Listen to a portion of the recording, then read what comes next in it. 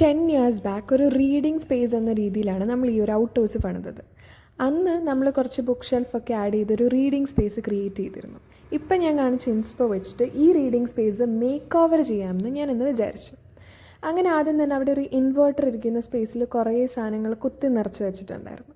അത് ക്ലീൻ ചെയ്തു. പിന്നെ ആ ബുക്ക് ഷെൽഫിൻ്റെ മുകളിൽ ട്രോഫികളൊക്കെ എടുത്ത് വെച്ചിട്ടുണ്ടായിരുന്നു.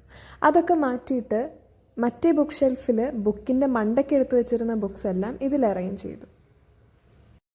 ഞാൻ റീസെൻ്റ്ലി എവിടെയോ വായിച്ചിട്ടുണ്ട്, reading nook is not just a physical corner, it's a political and psychological necessity.